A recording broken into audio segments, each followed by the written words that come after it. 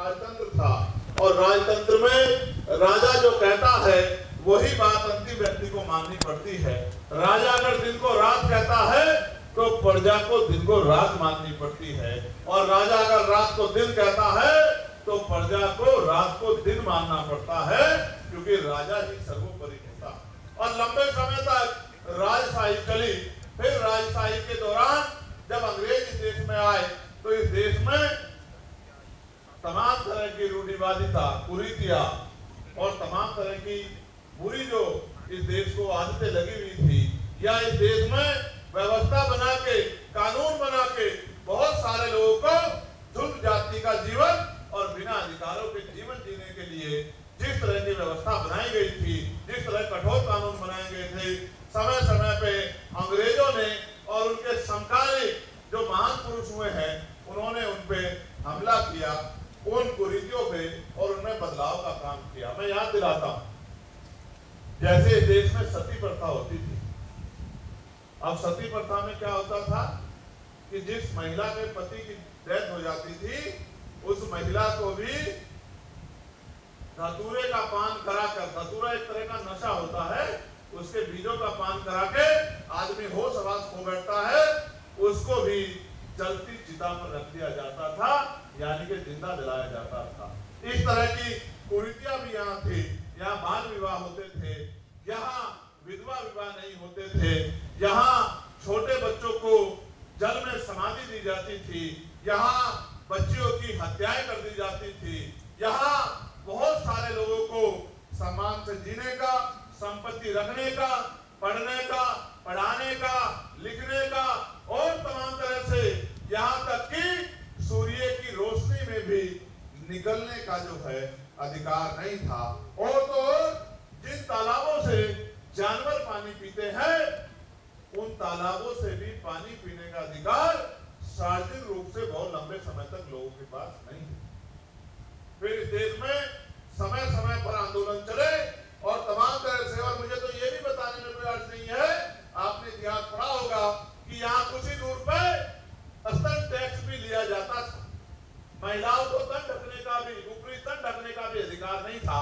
हमारी बहुत सारी बहनें बैठी होंगी, उनको ये भी नहीं पता होगा कि आज वो गांव में सरपंच से लेकर और मेंबर पार्लियामेंट की मेंबर भी बनती है, विधानसभा की मेंबर भी बनती है, किसी बोर्ड की मेंबर भी बनती है, या चपरासी से लेके क्लास 1 के अधिकारी कर्मचारी बनती है। अगर ये अधिकार किसने दिया है तो ये डॉक्टर बाबा साहब अम्बेडकर के संविधान ने दिया है, उसके अलावा कोई अधिकार किसी महिला के पास नहीं था। तो मैं ये बात आपको इसलिए बता रहा हूँ, महिलाएं तो देश में शासक भी नहीं हो सकती थी, महिलाओं को तो पैरों की जूती माना जाता था। ये देश का इतिहास कहता है, आप पढ़कर देख लो, आपको पता लग जाएगा। तो मैं आपसे बात इसलिए जिक्र कर रहा हूँ कि राजतंत्र के बीच में जब अंग्रेजों का यहाँ आना हुआ और अंग्रेजों ने अपने हिसाब से देश को चलाना शुरू किया, तो अंग्रेजों के बीच में कुछ न्यायप्रिय लोगों ने देश में जो कुरीतियां थी उनके खिलाफ आंदोलन चलाया। ये आंदोलन पुनः राष्ट्रपिता ज्योतिबा फुले के नेतृत्व में शुरू हुआ। फिर इनको, इस आंदोलन को साहू जी महाराज ने आगे बढ़ाया, फिर इस आंदोलन को बाबा साहब अम्बेडकर ने आगे बढ़ाया। और आंदोलन क्या था कि इस देश में सबको समता, समानता, बंधुत्व, भाईचारे का अधिकार मिलना चाहिए। इस देश में सभी को मूलभूत सुविधाएं और आगे बढ़ने का अवसर की समता, अपनी बात को रखने की आजादी और अपनी बात को कहने का अधिकार मिलना चाहिए। ये बात मैं आपको इसलिए बता रहा हूँ कि परिवर्तन एक दिन में नहीं होता। आज मैं आपको कुछ कह दूं और कल यहाँ बहुत कुछ अच्छा हो जाए, ऐसा संभव नहीं है। जितने लोगों को मैं कह रहा हूँ इनमें से 10-20% लोग मेरी बात को मानकर और यहाँ काम करेंगे, 3-4 साल मेहनत करेंगे, तब जाके आशा की किरण कोई दिखाई देगी, तब जाके कोई परिवर्तन होगा। तो मैं आपको बात को आगे बढ़ाता हूँ कि राष्ट्रपिता ज्योतिबा फुले के बाद साहू जी महाराज ने यहाँ 1902 में आरक्षण की व्यवस्था लागू की, जब उन्होंने 50% आरक्षण पिछड़े वर्ग के लोगों को देने का काम किया। फिर इस देश में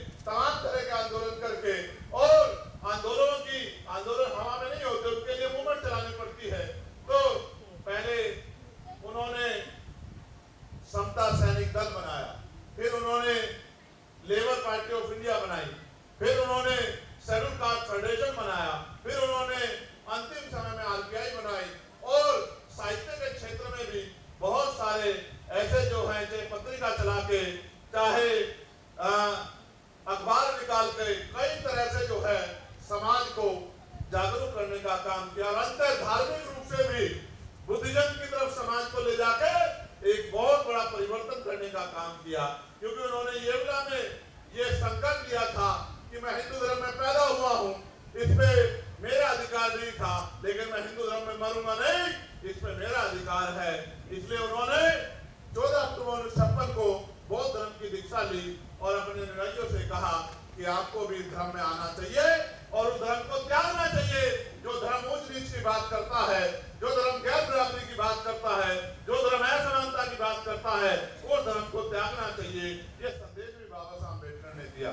फिर उनके जाने के बाद मानव काशीराम साहब ने आंदोलन को संभाला, लेकिन इस बीच में एक इतना बड़ा परिवर्तन हुआ, इतना बड़ा परिवर्तन कि जो हजारों साल से चली आ रही व्यवस्था थी, उसको बाबा साहब अम्बेडकर ने 2 साल 11 महीने 18 दिन के संघर्ष से संविधान के रूप में, ये छोटे छोटे संविधान की कॉपियां यहाँ हमारे भाइयों ने रखी है, इस संविधान के रूप में उन्होंने तमाम अधिकार, चाहे महिला हो, पुरुष हो, ऊंची जाति का हो या तथाकथित नीची जाति का हो, या अगड़े हो, पिछड़े हो, शेड्यूल कास्ट हो, शेड्यूल ट्राइब हो, सबको मान सम्मान की जिंदगी और आगे बढ़ने के अवसर दिलाने का काम किया। ये परिवर्तन तब हुआ जब इस देश में लोकशाही आई, और लोकशाही में जब वोट का अधिकार मिला, तब जाके बहुत बड़ा बदलाव हुआ। जब ये तमाम तरह के परिवर्तन चल रहे थे, तो हमारे लोगों के सामने बहुत सारे सवाल थे कि जिनको बिल्कुल अधिकार नहीं थे, वो इस देश में लोकतंत्र के जरिए या संविधान के जरिए उनके जीवन में क्या बदलाव होंगे। बाबा साहब ने समय समय पर स्पष्ट किया कि संविधान के जरिए आप भी, मैं तो स्कूल के बाहर बैठ के पढ़ा हूं, लेकिन आप कुर्सी पे लोगों पढ़ने वाले बच्चों के बराबर में बैठ के पढ़ सकते हैं और अच्छी शिक्षा दीक्षा लेके क्लास 1 से लेके और क्लास 4 तक के एम्प्लॉय बन सकते हैं, और लोकतंत्र के जरिए आप गांव के सरपंच से लेके और देश की सर्वोच्च कुर्सी पे जा सकते हैं। आज आप देखें, ये लोकतंत्र की महिमा है कि देश की राष्ट्रपति वो आदिवासी समाज से आती है और उनमें भी महिला है, और यहाँ पर मजबूरी में सही, लेकिन आदिवासी समाज का मुख्यमंत्री भाजपा के लोगों को बनाना पड़ा है। वो भाजपा के लोग जिनके ऊपर आरोप था कि ये ऊंची जातियों की पार्टी है, ये ब्राह्मण मंदिरों की पार्टी है, उनको भी अति पिछड़ों को, और कहीं पे तो आदिवासी भाइयों को भी, और इससे पहले मुस्लिम भाइयों को भी राष्ट्रपति बनाना पड़ा। ये लोकतंत्र की देन है। जिनसे प्यार भी नहीं है, जिनके अधिकार लूटने हैं, उनको भी कुर्सी देनी पड़ती है। ये लोकतंत्र की देन है, क्योंकि आज आपके हाथ में एक ऐसी शक्ति है जिसको हम वोट कहते हैं। इसके जरिए आप चाहो तो किसी को कुर्सी में बिठा दो और चाहे किसी से कुर्सी में उठा के पटक दो, ये आपके हाथ में है। लेकिन मेरे लोगों, आपने सब कुछ सीखा। आपने संविधान के आने के बाद फावला चलाना सीखा, जो तो आप पहले से चलाते थे। आपने मजदूरी करना सीखा, आपने हाथ का रोजगार सीखा, आपने पसीना बहाना सीखा, सब कुछ सीखा, लेकिन वो नहीं सीखा जो बाबा साहब अम्बेडकर आपको सिखाना चाहते थे। बाबा साहब अम्बेडकर ने लोकतंत्र की व्यवस्था क्यों की? इस देश में तो राजतंत्र भी रहा है, तो लोकतंत्र के पीछे उनका उद्देश्य क्या था? वो किसको कुर्सी बिठाना चाहते थे?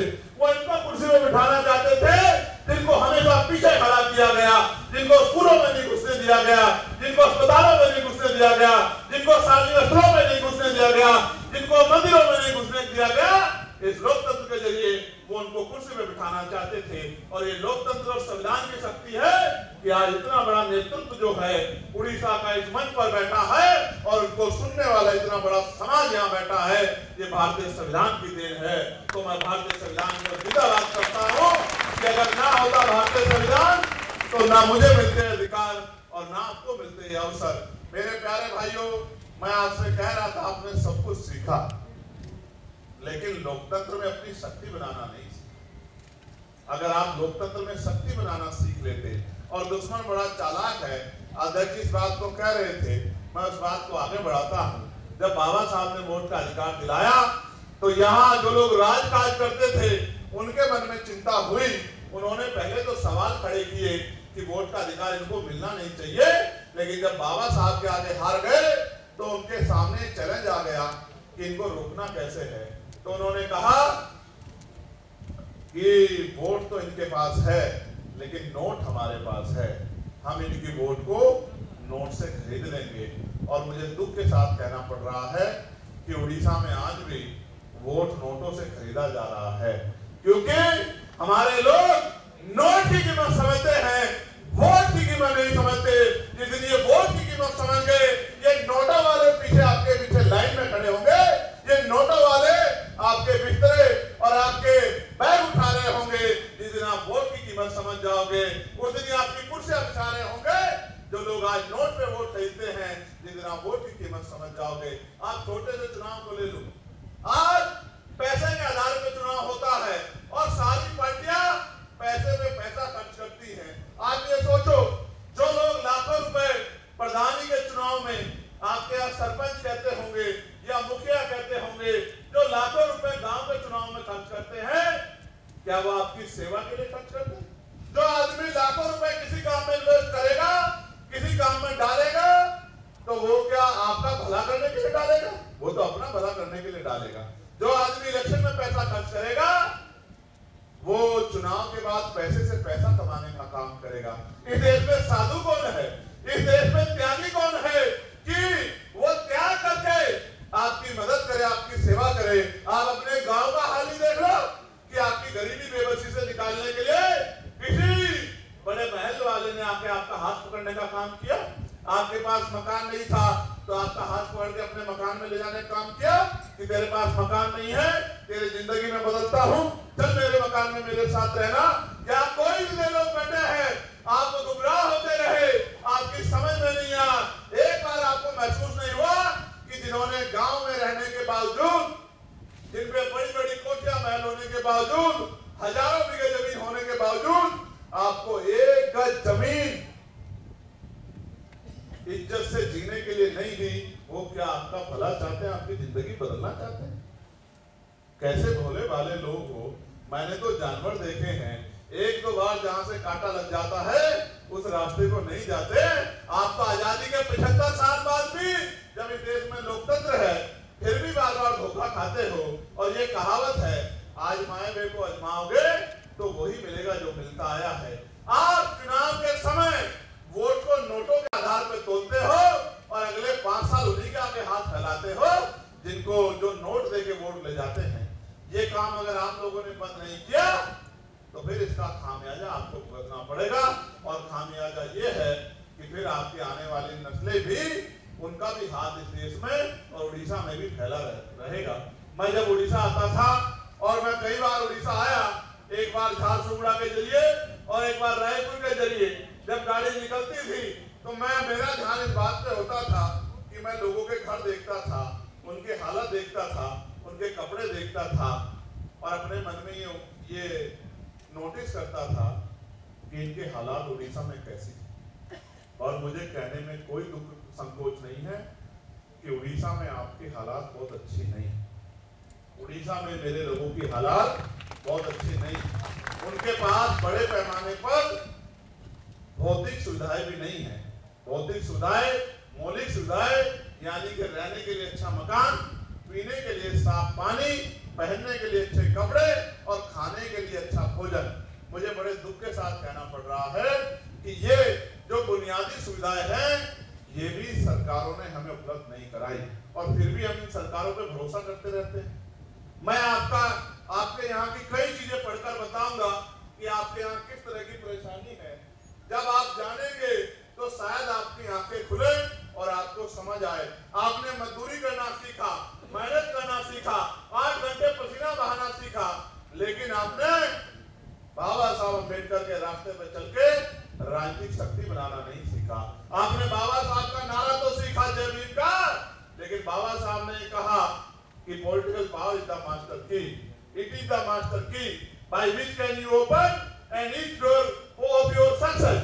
यानी कि राजनीतिक सत्ता वो चाबी है जिसके द्वारा आप अपनी सारी समस्याओं के ताले खोल सकते हैं, सारी समस्याओं का हल कर सकते हैं। ये बात आपकी समझ में नहीं आई और आप ये सोचते रहे कि कोई मसीहा पैदा होकर आएगा या ये लोग कभी तो इनका दिल पसीजेगा और ये आपके बारे में सोचेंगे। जिन्होंने हजारों साल आपके बारे में नहीं सोचा वो आज कैसे आपके बारे में सोचेंगे। जिसकी समस्या होती है उसी को संविधान ढूंढना पड़ता है और भगवान बुद्ध ने भी कहा कि हर एक समस्या का कारण है और हर कारण का एक निवारण है। कारण आपको है और समस्या आपको पता है, लेकिन निवारण भी आपको पता होने के बावजूद आप उस पर काम नहीं करते हो। आप दूसरे में भरोसा करते हो, किसी को वोट देते हो और फिर निजी स्वार्थ के कुछ लोगों के निजी स्वार्थ के चलते फिर बड़े पैमाने पर समाज खाली हाथ रह जाता है। हर 5 साल में चुनाव इसलिए होते हैं कि अगर आपको जिसने आपसे वोट लिया और आपका काम नहीं किया आप उसको बदले किसी और को मौका दे दो। लेकिन इस देश में तो बहुत तरह की विविधताएं हैं और जैसा मैंने बीच में कहा कि पैसे के आधार पर जो चुनाव हो रहा है यह असल में लोकतंत्र की हत्या है, क्योंकि पैसे वाला चुनाव और जब पैसे आधारित चुनाव होगा तो पैसे वाला ही लड़ेगा, गरीब का बेटा आगे नहीं बढ़ेगा। और जब तक गरीब इस राजनीति में नहीं आएगा और आगे बढ़कर विधानसभा और लोकसभा में नहीं आएगा तो फिर गरीबों का भला नहीं हो सकता जब तक गरीबों के बीच का गरीबों की बात रखने वाला नहीं आएगा। इसलिए पैसे वाले लोगों ने यह खेल बना रखा है कि जितना पैसा लगाओ राजनीति में कि गरीब लोग इसमें खुशी ना पाए। मैं धन्यवाद दूंगा मानव काशीराम साहब को कि उन्होंने समाज को जागरूक करके इस लड़ाई को, इस जो बेड़ियां गिरी गई थी आर्थिक की बेड़ियां, इनको तोड़ने का काम किया। लेकिन अभी भी कई बेड़ियां बाकी हैं, वो तो चले गए। और हम अगर ये सोच के बैठ जाए कि हमें ये बेड़ियां नहीं तोड़नी तो आप मुझे बताओ कि बेड़ियां कैसे टूटेगी, गुलामी कैसे खत्म होगी, उड़ीसा में हालात कैसे बदलेंगे। आपने गले में नीला पटका पहनना सीख लिया है, लेकिन जब तक आप बूथ का संगठन बनाना नहीं सीखोगे, सेक्टर का संगठन बनाना नहीं सीखोगे, विधानसभा की कमेटी नहीं बनाओगे, जिले की कमेटी नहीं बनाओगे, प्रदेश का मजदूर संगठन नहीं बनाओगे और भाईचारा बना के बहुजन समाज के लोगों में आप अपनी ताकत नहीं बनाओगे तो पैसे वाले लोग आगे बढ़ते रहेंगे और वो पैसे से पैसा कमाते रहेंगे। इससे आपका अगले 100 साल भी लोकतंत्र चले तो भला नहीं हो सकता। देखो, मैंने डाटा बनवाया था, उड़ीसा में SC ST OBC की जनसंख्या और आरक्षण के आंकड़े इस प्रकार हैं। SC की पॉपुलेशन 17% है और ST की पॉपुलेशन 23% है। दोनों मिलाके लगभग 40% हो जाते हैं। आरक्षण मिलता है 38%। इनका उच्च शिक्षा में इनका परसेंटेज है 20%। ओबीसी की जनसंख्या है 56%। नौकरियों में आरक्षण है 11.25 यानी कि 11.25 यानी कि लगभग 11.25%। और इनका उच्च शिक्षा में प्रतिनिधित्व जो है और इनको जो अवसर मिल रहे हैं वो 0 मिल रहे हैं। क्या मिल रहे हैं? दोबारा बताओ, क्या मिल रहे हैं? 0। इन्होंने क्या क्यों मिल रहे हैं 0 हमारे पिछड़े वर्ग के लोगों को? क्योंकि इन्होंने जब मास्टर पढ़ा रहा था तो ये फोन में वीडियो बना रहे थे। मास्टर की बात को इन्होंने सुना नहीं और लड़ाई को मजबूती से लड़ा नहीं, इसलिए इनको क्या मिल रहा है? जब ये अंधविश्वास, पाखंडवाद की धर्मांधता को त्याग कर और मिशन के रास्ते पे आएंगे तभी इनका और इनके बच्चों का भला होगा। उससे पहले इनका भला होने वाला नहीं है।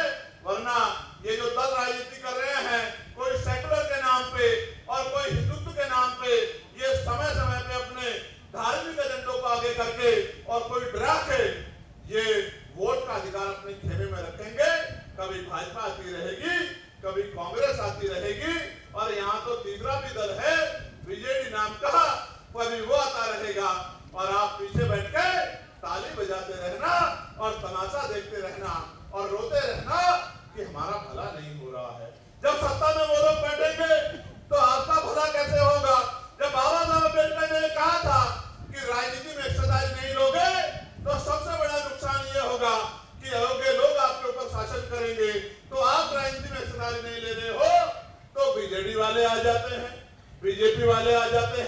कांग्रेस वाले आ जाते हैं या कोई और आ जाते हैं, उनके कुर्सी में बैठने से आपका भला कैसे होगा, आपको रोजगार कैसे मिलेगा, आपको एजुकेशन कैसे मिलेगी, आपको अच्छा इलाज कैसे मिलेगा, आपको जमीन कैसे मिलेगी, आपको हिस्सेदारी कैसे मिलेगी, आपको सम्मान का जीवन कैसे मिलेगा।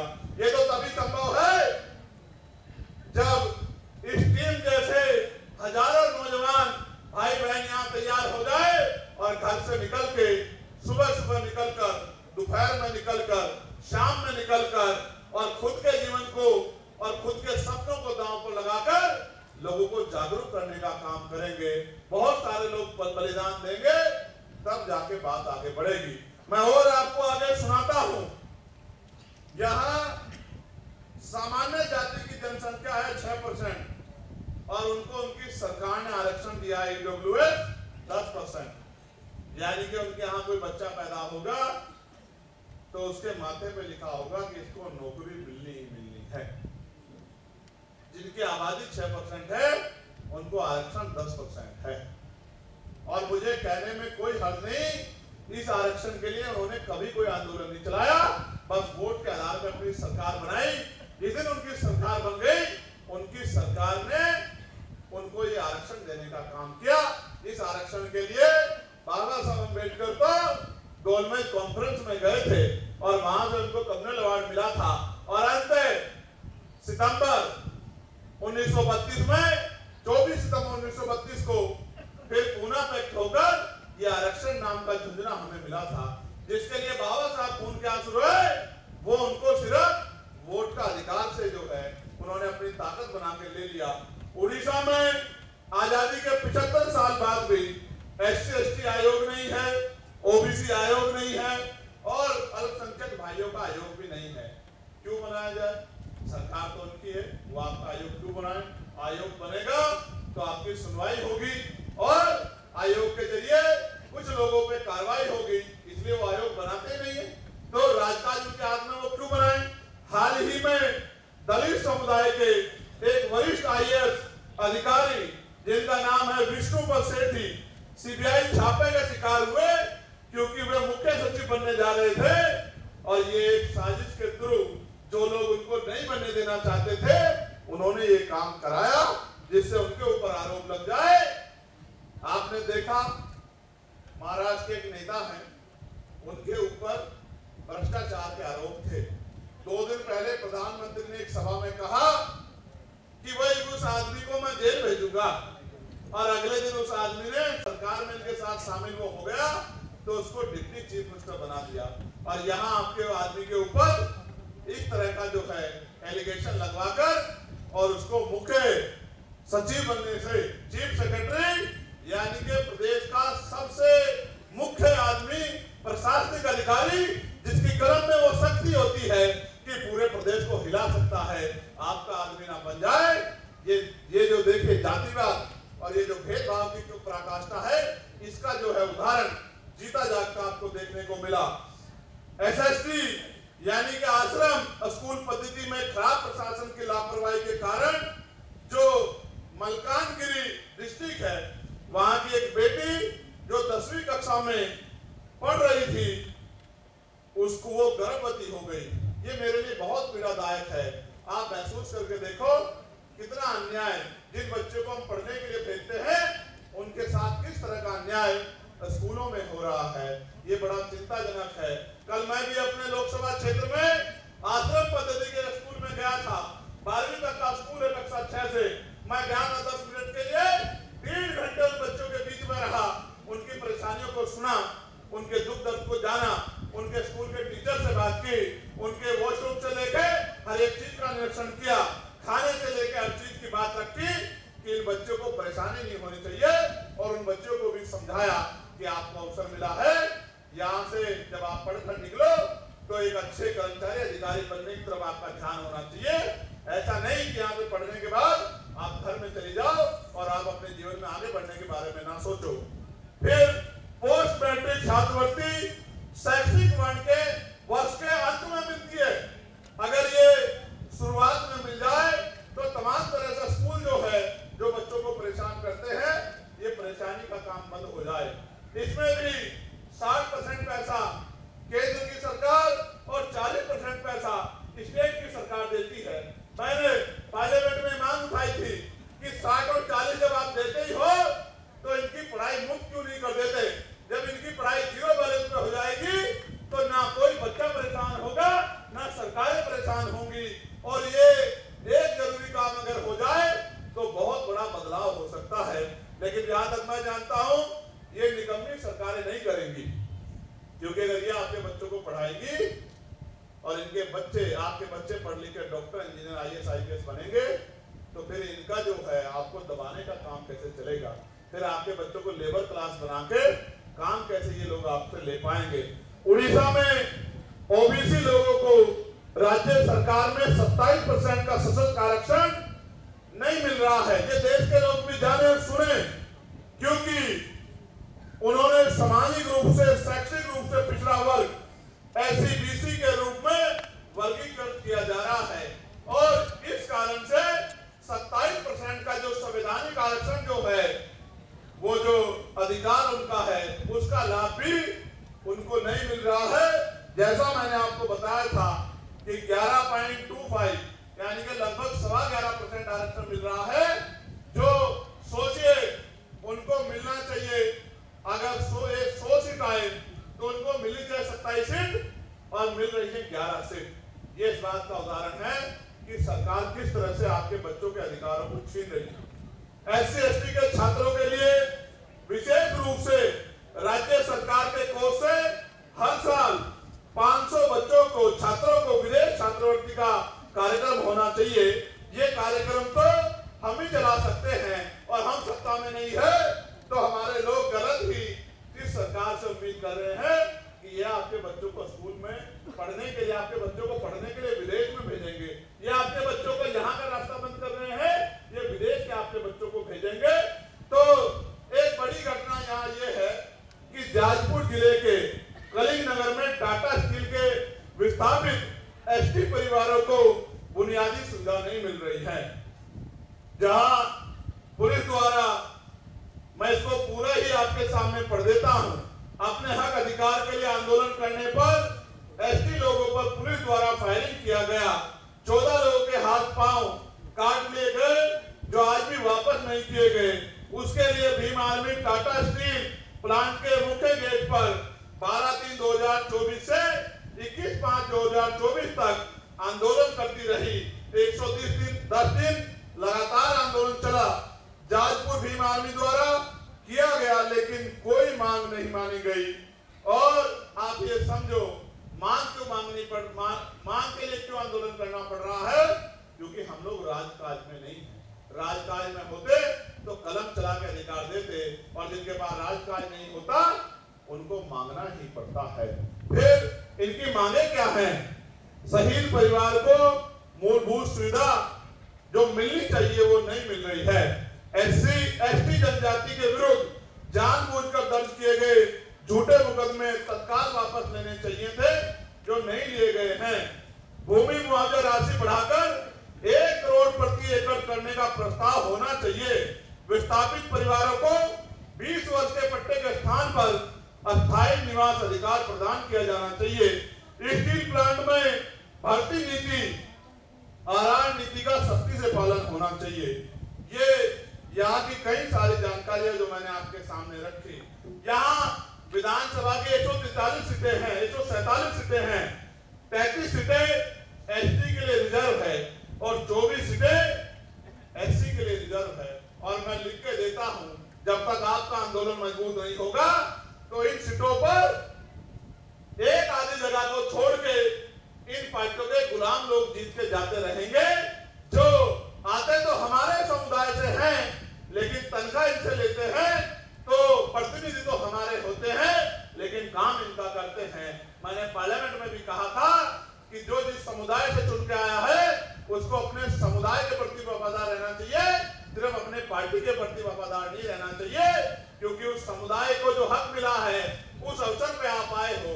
मेरे प्यारे भाइयों बहनों, आप इतनी बड़ी संख्या में आए हो, मैं आपको ये बताना चाहता हूं, यहाँ लोकसभा की भी 8 सीटें रिजर्व हैं, जिनमें 5 शेड्यूल ट्राइब के लिए और 3 शेड्यूल कास्ट के लिए ऐसी जानकारी मुझे दी गई है। क्या ये जानकारी सही है? सही है? तो मैंने तो आज तक भी, बुरा मत मानना, एक भी आदमी ने 8 लोगों में से दमदारी से पार्लियामेंट में आपकी बात रखते नहीं सुना। आपने सुना हो तो आप मुझे बता। सुना है? तो वो आपका प्रतिनिधि कैसे हो सकता है जो मुंह भी आपके लिए नहीं खोल सकता, जो गया तो है आपके नाम से चुनकर और काम वहां उनका कर राजनीतिक पार्टी चुन के गया है। इस राजनीति से आपका भला नहीं हो सकता है। जिन मांगों के लिए आप हाथ फैलाते हैं, बाबा साहब अम्बेडकर ने आपकी उंगली में इतनी ताकत, ये देखो गौर से सुनो, आपका ध्यान मेरी तरफ है।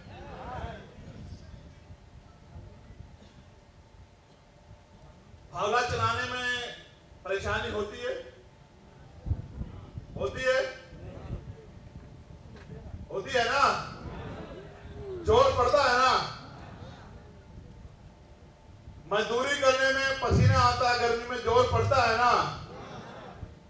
और भी कोई काम करोगे जोर पड़ता है ना? लेकिन बाबा साहब ने तो इतना आसान कर दिया था आपके लिए कि आप उंगली से पहले मोहर लगा के और अब उंगली से बटन दबा के भी राजकाज प्राप्त कर सकते हैं। राजतंत्र में तो हाथी, घोड़े, बंदूक, तोप, तलवारें ये सब चलती थी, हजारों हजारों लोगों की जान जाती, तब राज बदलता था। अब तो आपकी उंगली में ताकत है, बटन दबाओ और राज ले लो, बटन दबाओ और राज ले लो। एक तरफ 8 घंटे मेहनत मजदूरी करना सीखे हो, दूसरी तरफ अपना बटन दबाना नहीं सीखो, दूसरों के बटन दबाते हो। भाई जब बटन दबाओगे, लाइट का तो पंखा कहां से चलेगा बताओ? चल जाएगा क्या? जब बटन दबाओगे पंखे का तो लाइट कैसे चल जाएगी, रोशनी कैसे आ जाएगी?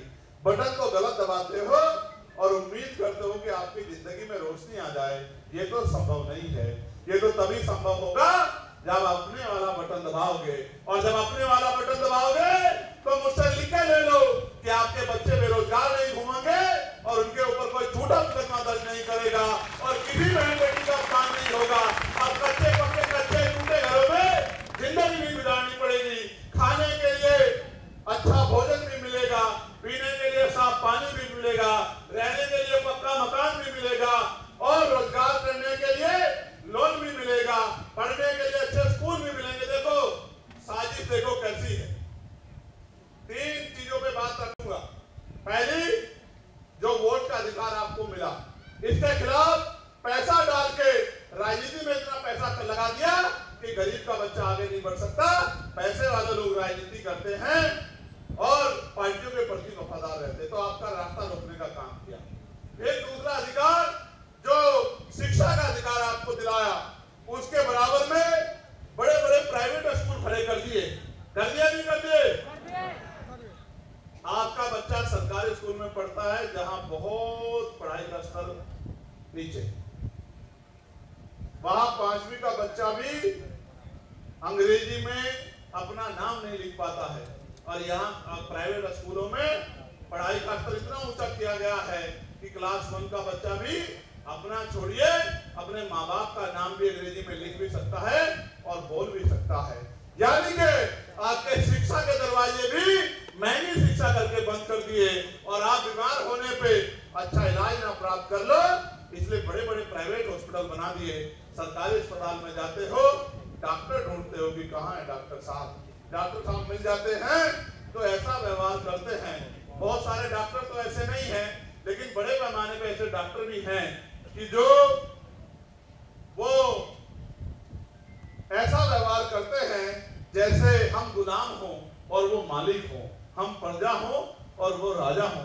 जबकि हमारी तनख्वाह से ही, हमारे टैक्स जो हम देते हैं उसी से तनख्वाह वो लोग लेते हैं, जबकि मालिक हमें होना चाहिए और वो हमसे ऐसा व्यवहार करते हैं। फिर मेरा अनुभव है, पर्चा बनाते हैं, दवाई बाहर से लिखते हैं, टेस्ट बाहर से लिखते हैं, यानी कि गरीब की इतनी तरह से जेब काटते हैं कि वो बेचारा इलाज करवाने लायक भी नहीं होता। और प्राइवेट में जाते हैं तो मकान बिक जाता है, जमीन बिक जाती है, कर्ज हो जाता है और पूरी जिंदगी कर्ज उतारता रहता है। चारों तरफ से मार पड़ी है। इससे बचने का एक ही तरीका है कि राजकाज में अपनी हिस्सेदारी करो, अपनी ताकत बनाओ। और यहाँ तो सरकार स्कूल भी बंद कर रही है। मुझे जानकारी दी गई है कि प्राइमरी स्कूल यहाँ बहुत सारे बंद किए गए हैं। हमारे उत्तर प्रदेश में बाबा मुख्यमंत्री ने भी 27,000 स्कूल बंद करने का आदेश दे दिया था। वो तो हम लोगों ने विरोध किया, तब जाके उनको समझ आया कि ऐसे स्कूल नहीं बंद कर पाओगे, ये भीम आर्मी वाले स्कूल नहीं बंद होने देंगे। तो स्कूल बंद होते होते बच गए। मैं बात आपको इसलिए कह रहा हूं, आपको तय करना है कि इस गुलामी की जिंदगी में मरना है या इस गुलामी की बेड़ियों को काटना है। ये आपको तय करना है। ये आपको तय करना है कि आपको मुसीबत परेशानियों की जिंदगी में जीना है या इस जिंदगी को अच्छा बनाना है। और अगर अच्छा बनाना है तो फिर राजकाज बनाना पड़ेगा। और राजकाज तब बनेगा जब आप मन में संकल्प ले लोगे कि मुझे राजकाज के जरिए अपने लोगों की समस्या का हल करना। और राजकाज किसे कहते हैं आपको बताता हूं। जानना चाहते हो राजकाज किसे कहते हैं? राजकाज इसे कहते हैं कि नालको को वही 7,000 में मिलेगा और अडानी जी को वही 400 रुपए में मिलेगा। समझे नहीं समझे? आई समझ नहीं आई? राजकाज इसे कहते हैं कि राजकाज ये तय करता है कि स्कूल कहां खुलेंगे, राजकाज ये तय करता है अस्पताल कहां खुलेंगे, राजकाज ये तय करता है नौकरी किसको मिलेगी, राजकाज ये तय करता है रोजगार किसको मिलेगा, राजकाज ये तय करता है यूनिवर्सिटी कहां खुलेगी, मेडिकल कॉलेज कहां खुलेगा, राजकाज ये तय करता है पर्यटन के क्षेत्र में कौन से क्षेत्र को बढ़ावा दिया जाए, राजकाज ये तय करता है कि पेट्रोल के दाम क्या होंगे, राजकाज ये तय करता है कि डीजल के दाम क्या होंगे, राजकाज ये तय करता है कि जुर्म पे न्याय मिलेगा नहीं मिलेगा, राजकाज ये तय करता है कि महिलाओं को बराबर का सम्मान मिलेगा नहीं मिलेगा, राजकाज ये तय करता है कि पीने का साफ पानी किसको मिलेगा, और राजकाज ये तय करता है कि खेतों में पानी किसको मिलेगा, राजकाज ये तय करता है कि किसानों के फसल के दाम क्या होंगे, और राजकाज ये तय करता है कि मजदूरों का मेहनताना क्या होगा। सब कुछ आपके सांस लेने से, आपके सुबह उठने से और रात को सोने तक हर काम में राजकाज का रोल है। जूतों के क्या होंगे, उस पर टैक्स क्या लगेगा, सरकार तय करती है। कपड़ों के मूल्य क्या होंगे, उस पर टैक्स इतना लगेगा, सरकार तय करती है। टीवी, मोबाइल, फ्रिज, जितने इलेक्ट्रॉनिक सामान हैं उस पर टैक्स क्या होगा, सरकार तय करती है। आप जो भी कुछ यूज करते हैं उस पे क्या टैक्स होगा, दूध पे, दही पे, आटे पे, तो इस पे भी जीएसटी लगा दी। हमारी वित्त मंत्री ने तो पॉपकॉर्न पे भी 18% जो है वो लगा दिया, जो है जीएसटी लगा दी। तो राजकाज तय करता है कि किसको क्या मिले। का नहीं हो तो मैं बताता हूं क्या होता है। आज यहाँ मुझे हेलो हेलो कुछ मुस्लिम भाई मुझे यहाँ दिखे, राजकाज किसे कहते हैं मैं आपको बताता हूं। अभी कुंभ का आयोजन हुआ उत्तर प्रदेश में और आंकड़े दिए गए 65 करोड़ लोग शामिल हुए, 66 करोड़ लोग शामिल हुए और उनकी भव्य व्यवस्था की गई। और भाई उनकी सरकार है, उनको करना भी चाहिए, इसमें कोई बुराई भी नहीं है। जिनकी सरकार है वो करेगी भी। हर समय टीवी में, अखबारों में, टीवी पे, रेडियो में, मोबाइल पे कुंभ ही कुंभ चल रहा था। जिसको नहीं भी पता था उसको भी बताया गया कुंभ है। हालांकि मैं अंधविश्वास पाखंडवाद को मानता नहीं, लेकिन सरकार ने बहुत सारा पैसा उस पर खर्च किया। और अभी रमजान का त्योहार आ गया है। यहां कुछ साथी रोजे भी होंगे जो मुस्लिम समाज के बैठे, इनके मस्जिदों से माइक भी उतरवा दी कि आप अजान भी नहीं दे सकते। सायरन बजता था अफ्तारी की जानकारी के लिए, शहरी की जानकारी के लिए, वो सायरन भी बंद करवा दिया।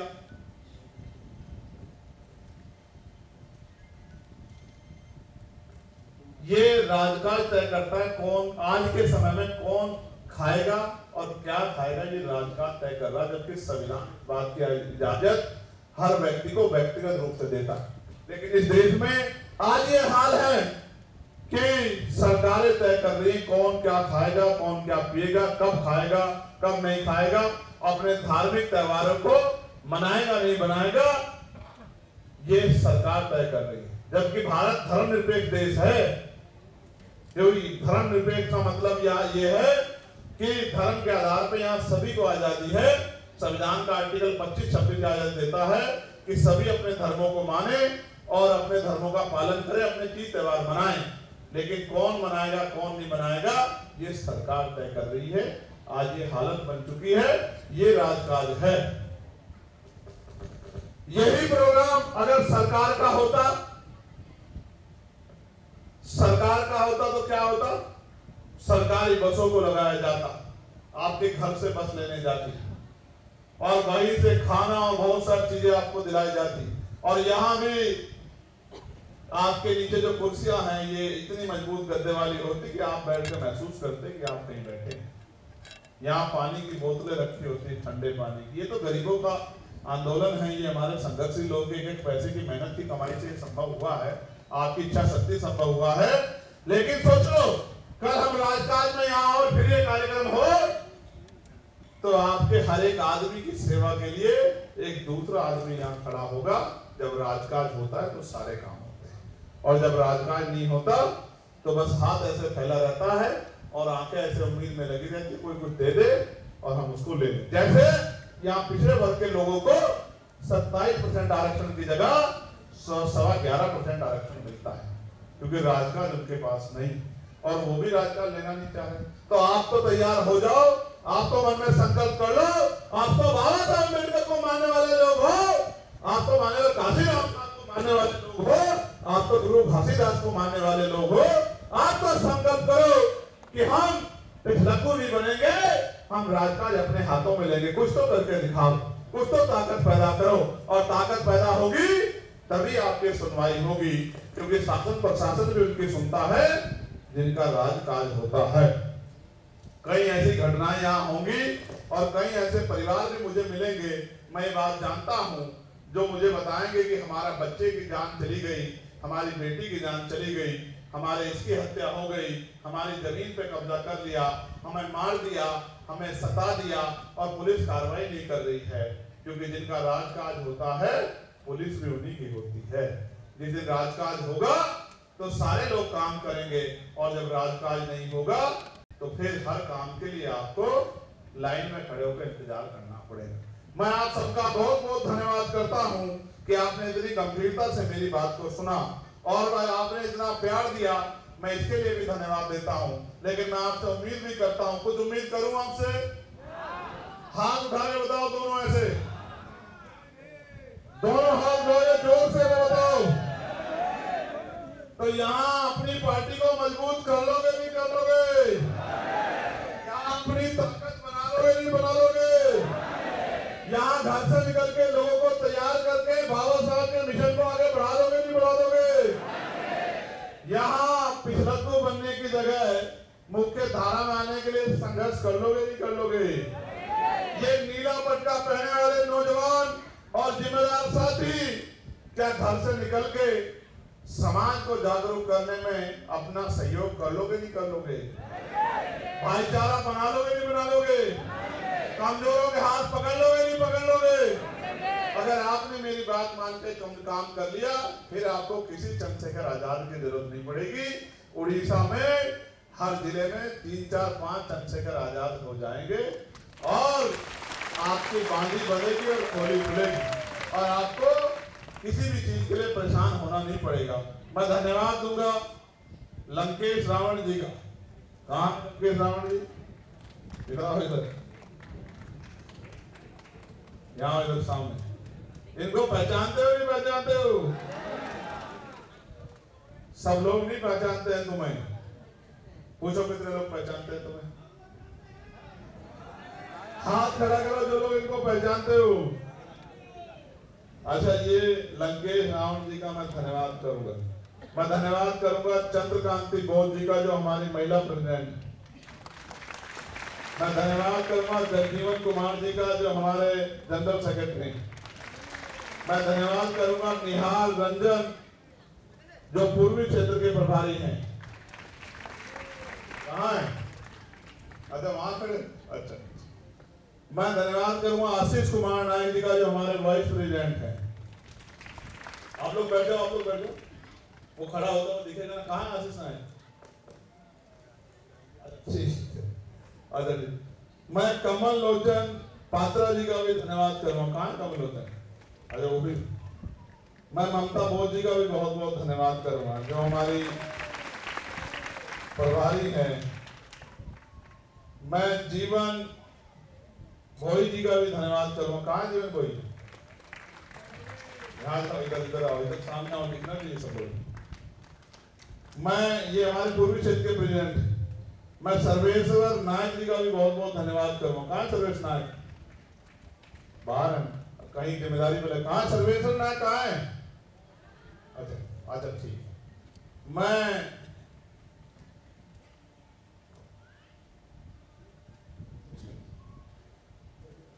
डब्लू भाई, ये भी नाम मैं आज पहली बार सुन रहा हूँ। डब्लू भाई, कहाँ है डब्लू भाई?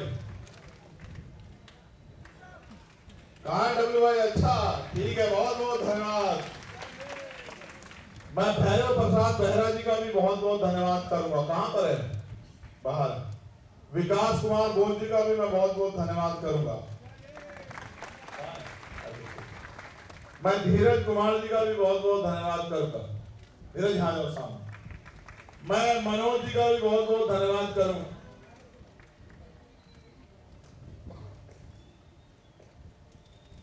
मैं हमारे जिले के साथियों का भी, जो हमारे जिले के अध्यक्ष और प्रभारी हैं,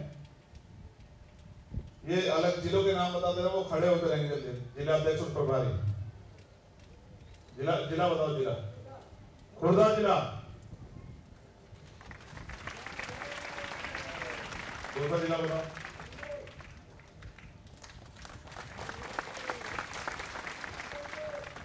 इनके लिए जोरदार तालियां बजाते रहो, खड़े होकर बैठते रहो।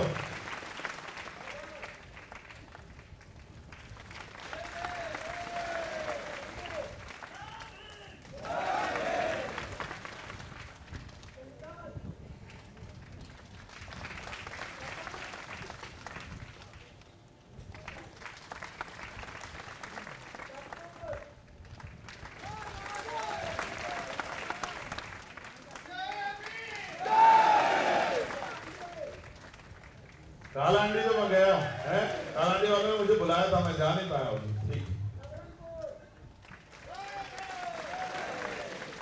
इधर आओ, सामने इधर आओ। तुम लोग भी दोनों इधर सामने आओ। वहाँ एक बात, पीछे वाली लाइन में आ जाओ, दिख जाओगे। यहीं खड़े जाओ, यहीं खड़े जाओ, यहीं से अभिवादन कर लो सबका। अभिवादन कर लो, ऐसे सामने से अभिवादन कर लो। जो जनता बैठी है उनका हाथ जोड़ कर अभिवादन कर लो।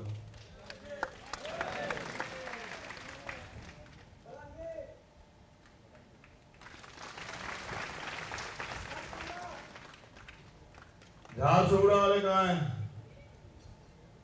एक बार मैं झारसुगुड़ा आया तो वहां के कुछ संगठन के लोगों ने कहा कि हम विरोध करेंगे जब वो आएंगे।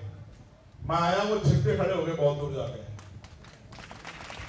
भीम आर्मी के लोगों को देख के छिपके खड़े हो गए सड़क पार है।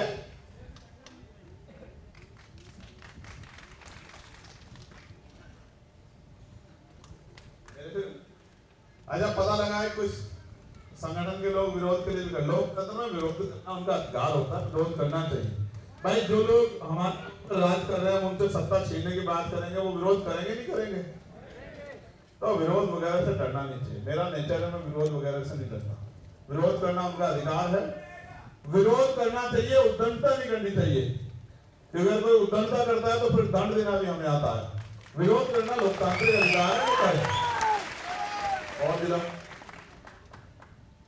अभी सभी के लिए एक बार जोरदार तालियां बजा दो। और मंच पे बैठे लोग, सामने वालों के लिए एक बार जोरदार ताली बजा दो। मैं वॉलंटियर साथियों का भी बहुत बहुत धन्यवाद देता हूँ। वो उधर खड़े रह के उन्होंने अपनी जिम्मेदारी अदा की, इधर खड़े होके। मैं इन सब भाइयों का बहुत बहुत धन्यवाद देता हूँ।